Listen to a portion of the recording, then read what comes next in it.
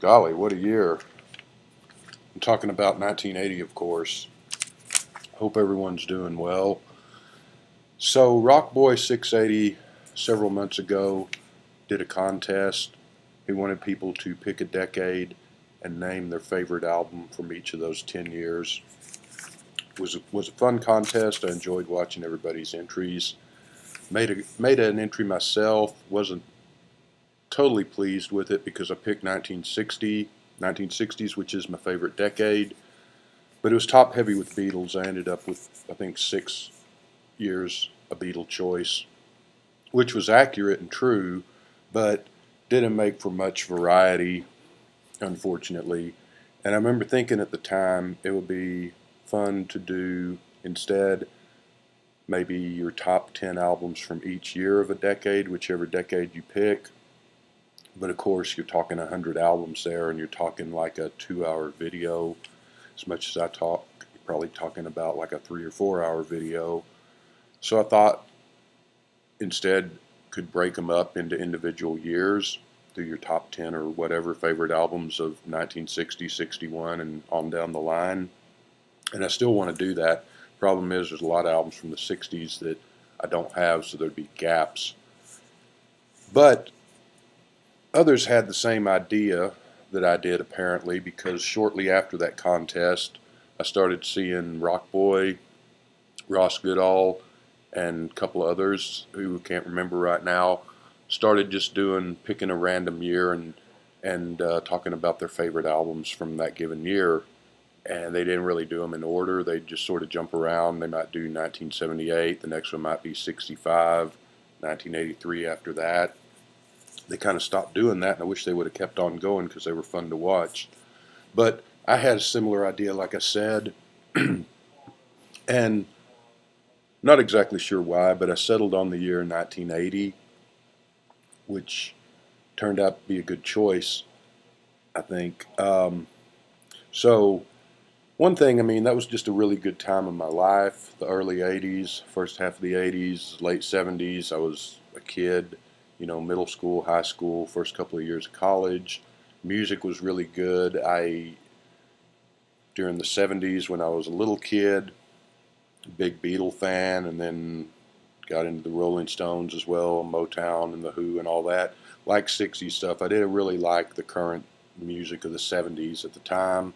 Don't like it much now. The stuff that was on the radio, that is. There is a lot of great music from the 70s, a lot of great soul and funk and some rock and the beginnings of punk rock and so forth. But for whatever reason, that stuff didn't get played on the radio in Fort Worth, Texas. And being a kid, you didn't have money, so you heard about some of these albums, but you didn't really have money to go out and buy them. You didn't have internet back then, so you couldn't go to YouTube and check out songs if you wanted to, some band you heard of, wanted to see what they sounded like before you saved up your money for an album. Anyway, round about late 70s, 78 or so, punk rock new wave shows up really 76, 77. Doesn't get played on the radio. I don't know why. I have no idea. But slowly but surely, what they called punk rock and or new wave at the time starts showing up on the radio where I lived. And at first, it was like the Police and Blondie and the Cars and things like that. And it was just fun. And by the time 80 came around, there's more and more of that on the radio. There's more and more good music. And while I still never lost my love for the Beatles and the other 60s bands, it was pretty cool. I mean, I would have been 16 in 1980, 16 and 17 toward the end of the year there, to have some bands that were happening right now that were young. I mean, by this time, the Beatles and the Rolling Stones and those guys were up into their 30s and so forth. So it was neat to have bands. I always thought it would have been cool to have been around when the Beatles were happening, which I was, but I was like 1 or 2 or 4 or whatever. So it was fun to be able to go see these people in concert at the height of their careers. Look forward to new albums coming out, and the guys and girls in the band are not much older than I was at the time. I mean, they were probably early 20s or so.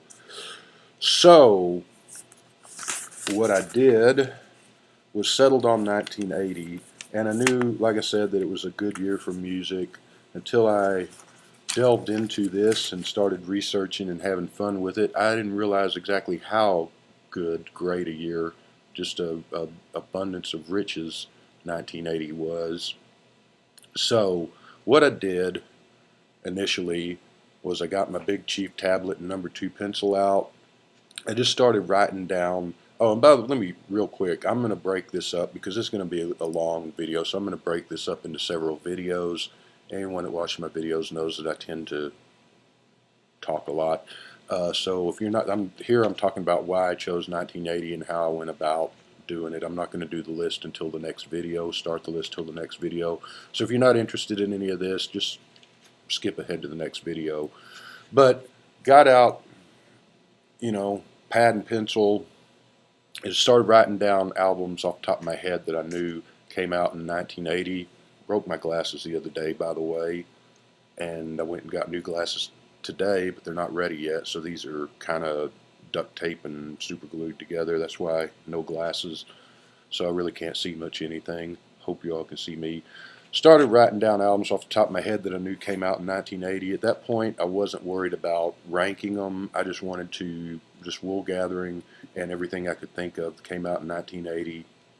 And when I thought everything I could think of, I went to the internet. You can go to Google, just type in best albums of or albums released in, and type in whatever year you want, 1957, 75, 84, whatever, and it'll take you to several sites that just list album after album after album. The site I went to that I used for this, a couple of them actually, but the main one I used has like 10 albums per page, and for 1980 there's like 78 pages, so I mean just a ton of everything released that year. Probably not everything, but practically. And it was fun to look through that list. It took a long time, but it was fun because I saw stuff that, hey, I forgot about that. That's a really good album. Got to get that written down. And saw a lot of albums that I'd never heard of, don't have a clue what they are. But I got a list together, big list. I mean, it just kept growing. And I found, much to my chagrin, actually I went pretty good. My knowledge of music history on release dates is really pretty good because I had a huge list, but I did have like 2 or 3 albums that on further inspection I realized came out either in 1979 or 1981. And there's the famous example of that worthless rag Rolling Stone magazine that did their best of the 80s, or best top 100 80s albums in the issue that came out in 89 or 90, and their #1 choice was London Calling by The Clash, which granted is a great album, one of the best albums ever made. Of course, it came out in 1979, which is not 1980. In Rolling Stone's defense, the album came out in just, I checked the date again, I'm not sure, but just like December 79 in England and January of 80 in America, but 79 is still 79, and that ain't 1980. So, yeah, I found out. I mean, I could have sworn that Eat to the Beat by Blondie was a 1980 album. It's actually a 1979 album. I think the reason I associate it with 80 is that it came out toward the very end of 79. So by the time it was a popular album, it was all over the radio, and bought it. Friends of mine bought it. That was one of the, play on the cassette or the 8-track, driving to school and all that albums. But by the time it was getting radio play and stuff, it was 1980. So, and it was on the radio through much of that year. So I always associated it with 80. There's another album, and I'm not going to mention it because I may use it if I do a 1979 list. That's a favorite of mine that I had by the time this was later in the process, when I had started ranking albums from top to bottom on my list. It was way up there toward the top. And there were even a couple of sites that listed it as having come out in 1980. And I've got my list here, and I've gone through and revised and changed and so forth. And toward the week or so ago, I was looking through the list, and got on the computer and did some stuff, and I found out that the album is kind of like London Calling situation. It came out 1979, December, November 79 in England, and January, February of 80 in America. And I thought, oh, balls. Well, I've already got the list. I'm just going to leave it on there. But then I thought, no, no, let's keep it genuine. Let's do right.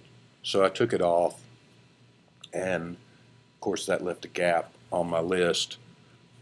Fortunately, initially I thought, will I be able to come up with 10 favorite albums from 1980? Because a lot of times when you're doing those top 10 lists, me anyway, it's pretty easy to get the first 5 or 6 or 7 or so.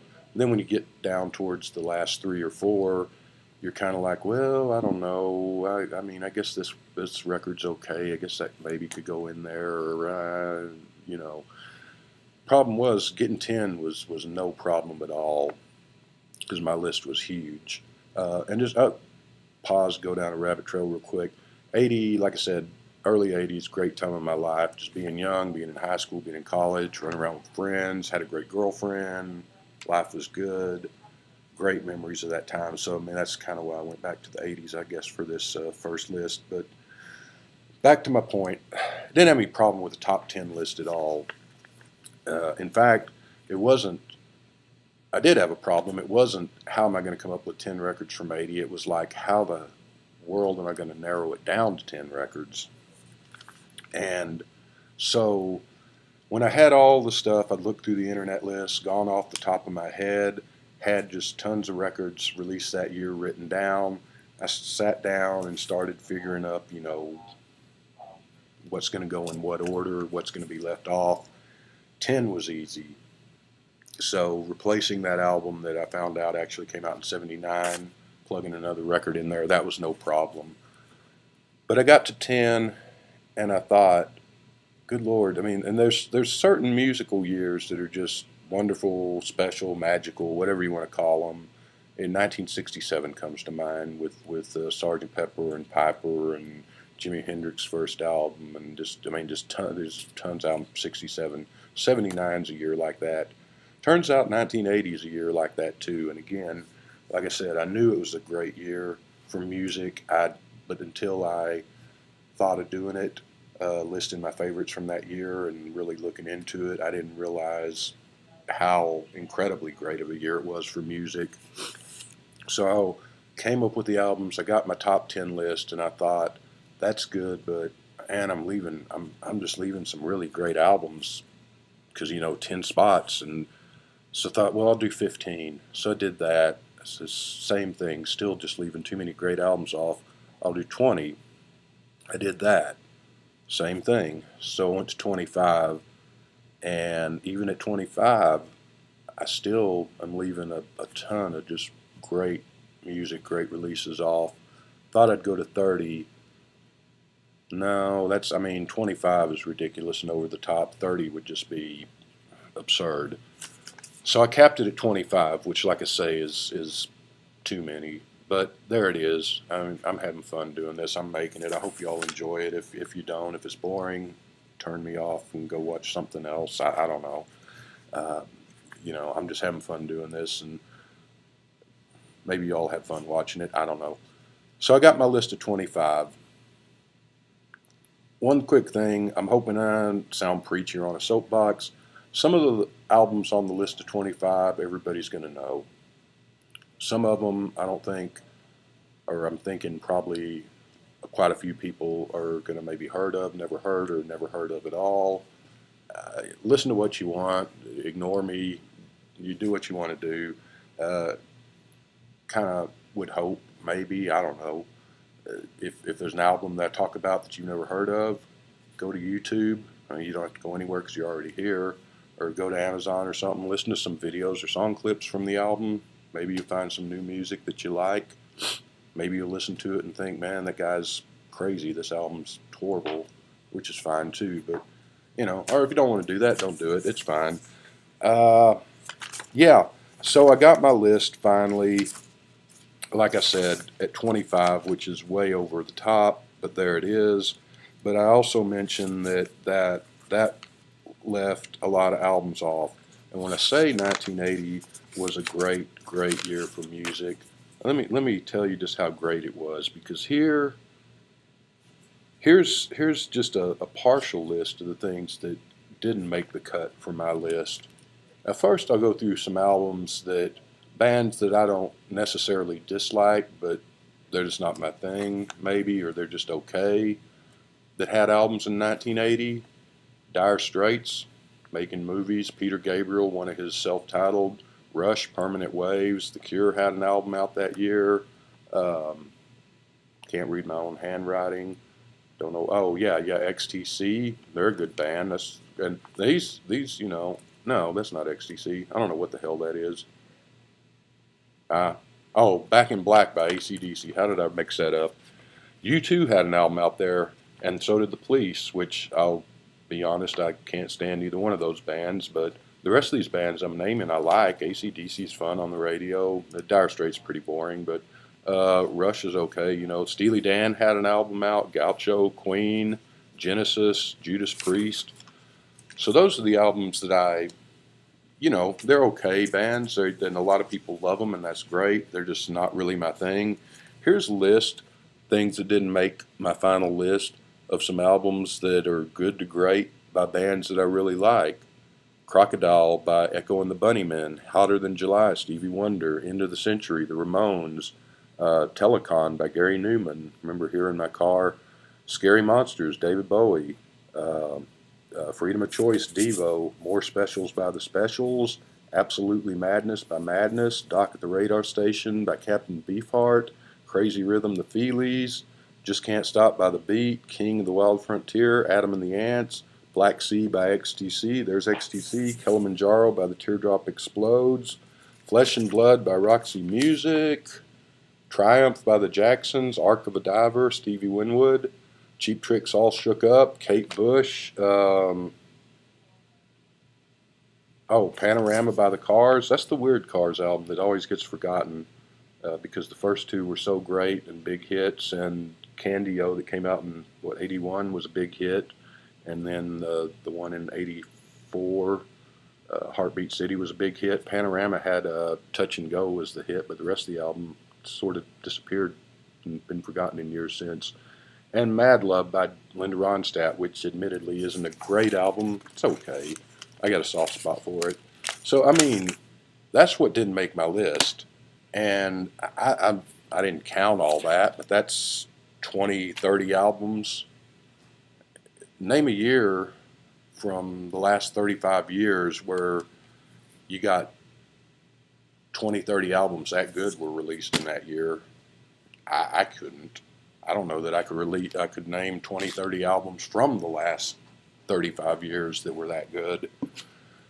So that's what didn't make my list. And